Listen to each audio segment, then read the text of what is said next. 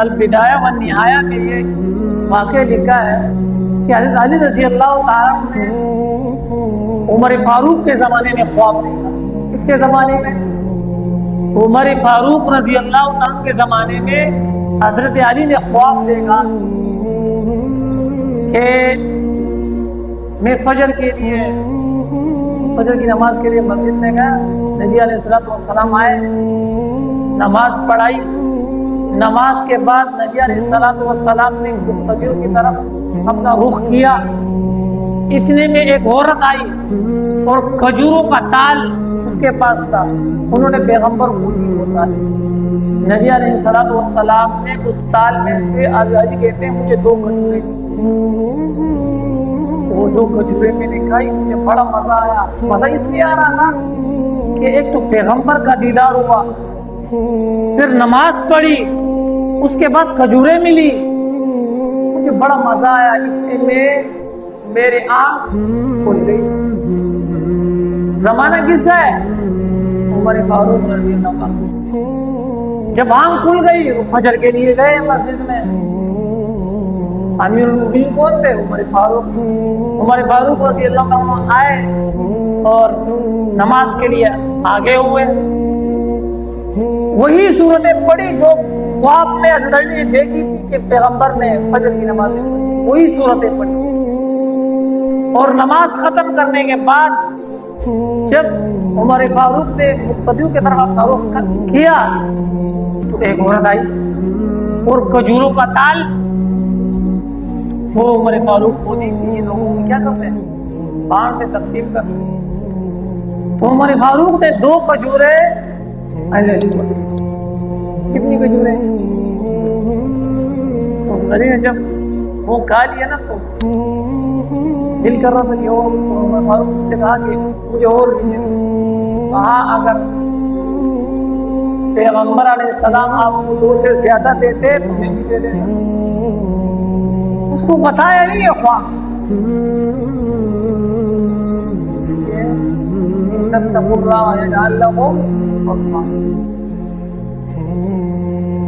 اس کو بتایا نہیں ہے, لیکن عمر فاروق کی جو بصیرت تھی,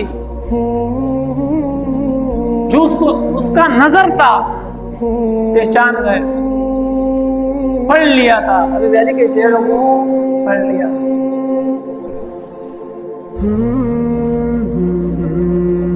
تو یہ اللہ آج ہمیں پتہ ہی نہیں چل رہا ہے کہ کون صحیح ہے کون غلط ہے نا. ہم ایسے ہم گناہ سے پرہیزگار نہیں, کیا نہیں. عثمان غنی رضی اللہ تعالیٰ کے پاس ایک آدمی آیا تو عثمان غنی نے جب دیکھا تو پہچان لیا اور کہا کہ لوگوں کو کیا ہوا کہ ہماری مجالس میں بے محابہ چلے آ جاتے ہیں اور ان کی آنکھوں سے زنا ٹپکتا ہے. اس آدمی نے راستے پہ بدنظری کی ہوئی ہوگی. اس نے کہا کہ اب بھی وہی اترتی ہے. کیا کہا اس نے؟ کیا اب بھی؟ کہا وہی کا سلسلہ بند ہو گیا ہے.